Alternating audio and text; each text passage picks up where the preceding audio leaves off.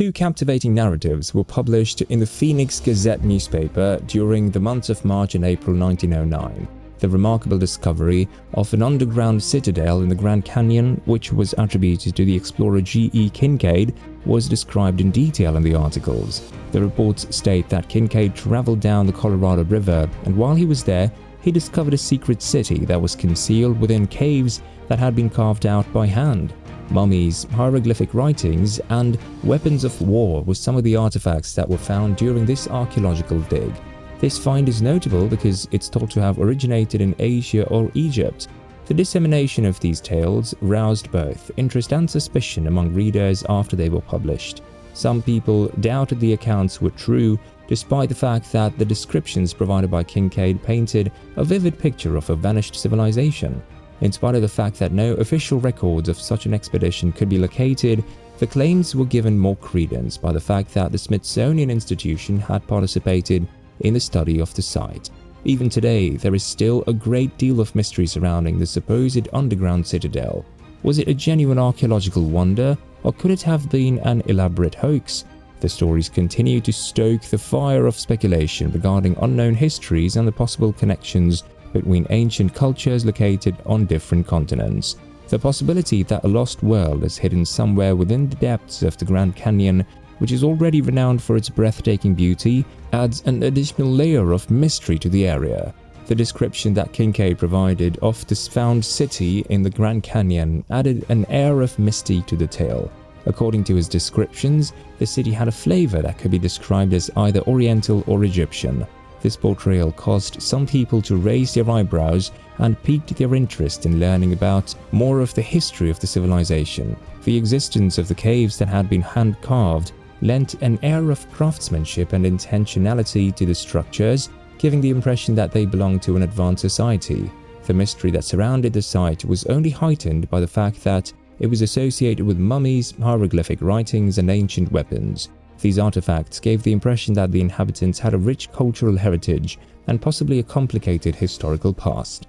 Although it seemed improbable at the time, the idea that elements typically associated with ancient Egyptian civilization could have been found in the middle of the American Southwest fueled speculation about potential connections between different parts of the world. The combination of these fascinating particulars painted a vivid picture of the hidden world that was waiting to be explored, and it continues to ignite the imagination of those who are fascinated by the mysteries of the past.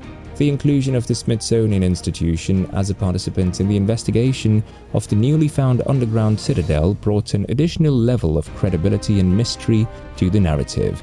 It's been reported that researchers from the Smithsonian Institution took part in the investigation that was conducted at the site. However, after careful investigation, no official records of their participation could be discovered. Skepticism has arisen as a result of the lack of records, despite the fact that it's possible that the absence of records could be due to a variety of reasons, such as insufficient archives or lost documentation. The fact that the Smithsonian has not yet issued a statement confirming the existence of the underground citadel has added to the existing level of skepticism regarding both its origin and its significance. The question of whether or not the Smithsonian's involvement was merely a fabrication, or whether there are reasons that have not been disclosed for their lack of documentation participation, remains unanswered as the mystery that surrounds the site continues to deepen. The Grand Canyon is famous for its stunning beauty, but it's also been a subject of extensive research and archaeological investigation. Researchers have discovered and documented over 400 Native American sites within the expansive boundaries of the park, showcasing the rich and varied history of the area. The investigation of these Native American sites located within the Grand Canyon has helped us gain a better comprehension of the prehistoric history of the region, as well as the complex dynamic that exists between humans and the surrounding natural environment. It's a good way to bring attention to the fact that the Grand Canyon is not only an impressive feat of geology, but also a repository of cultural history. Archaeologists continue to unearth new discoveries and broaden our knowledge of the profound historical significance of the Grand Canyon and the area surrounding it as a result of an ongoing research and preservation effort that are being conducted by these professionals. A captivating notion that intrigued scholars and researchers is the possibility that cultures from the Middle East or Asia made their way to North America approximately 4,000 years ago. Nevertheless, despite the intriguing nature of these hypotheses, it is still unproven and subject to speculation. Although there have been claims and theories suggesting ancient transoceanic travel and cultural exchanges between different continents, there is little evidence to support these ideas in the form of concrete evidence. It's been difficult to validate these theories because there is a lack of conclusive archaeological evidence, such as direct cultural artifacts or indisputable genetic markers. This has made the process of determining who lived where more difficult. In spite of this, the idea that ancient civilizations from different parts of the world communicated with one another and influenced one another provides an intriguing glimpse into the interconnectedness of early human societies. It calls into question the legitimacy of established stories and compels us to rethink how we perceive the past's events. Additional investigations might throw fresh light on its intriguing possibility as research methodologies and technologies continue to advance. In the meantime, the idea that cultures from the Middle East or Asia arrived in North America thousands of years ago will continue to be a mystery because conclusive evidence is still lacking. The presence of Egyptian names associated with various features with Grand Canyon National Park adds an intriguing element to the mystery that is said to surround the alleged hidden city.